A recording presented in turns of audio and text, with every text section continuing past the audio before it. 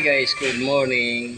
Dito na naman tayo sa ating gawain araw-araw para pagpalakas ng katawan. Exercise tuwing umaga.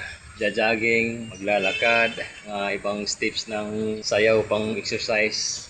Pampatunaw ng mga taba-taba at palabas ng mga kolesterol na naiimbak sa ating katawan. Papawis natin, kailangan nating maggalaw-galaw, exercise. Alright. Kaya kayo dapat mag-exercise din kayo.